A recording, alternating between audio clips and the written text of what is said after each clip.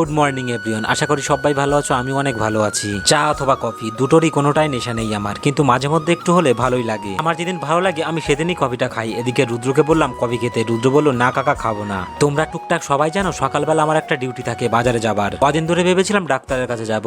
আমার ডাক্তার না, গাড়ির ডাক্তার। গাড়ির চেনটা প্রচন্ড পরিমাণে ঢিল হয়ে গেছে, তোমরা দেখেই বুঝতে পারছো। আজকে যেতেই হবে গাড়ির ডাক্তারের কাছে।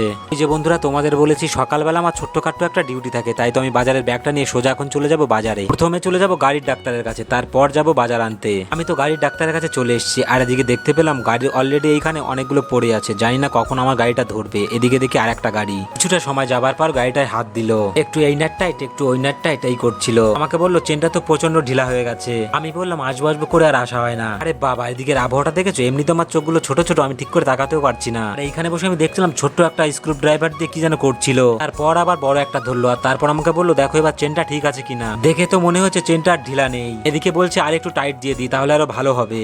আর আমি এখানে চুপটি করে বসে দেখছিলাম কি করছিল। আর এখন সকাল 10টা বাজে, রোদ প্রচন্ড পরিমাণের।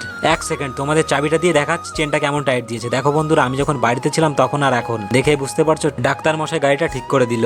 যাক বাবা, তাড়াতাড়ি হয়ে গেল। আরে বাবা, তোমাদের স্ক্যানারটা দেখাচ্ছি, এখান থেকে আমি টাকাটা দিলাম অনলাইনে। বন্ধুরা, তোমরা আইডিয়া করে বলতে পারবে কত টাকা নিয়েছে? 2 চাকা হাওয়া দিয়েছি আর চেনটা টাইট করেছি। গাড়িটা চালিয়ে এখন আরো বেশি ভালো লাগছে, একটু কমফোর্টেবল বেশি মনে হচ্ছে। আর এখন আমি সোজা চলে যাব দোকানে বাজার আনতে। আর বন্ধুরা, আজকের আবহাওয়াটা কিন্তু প্রচন্ড রোদ। এতটা রোদ তোমরা দেখে বুঝতে পারছো কতটা রোদ। বাবা আজকের বেশি কিছু বাজার করেনি, আলু আর মাছ নিয়েই আমি এখন বাড়ির দিকে রওনা দেবো। চলো, ফাইনালি আমার দুটো কাজ কমপ্লিট। প্রত্যেক ভিডিওতে তোমাদের আমি একটাই কথা বলি, আমার ভিডিও যদি তোমাদের ভালো লাগে তাহলে একটু ফলো আর একটু সাবস্ক্রাইব করে দিও।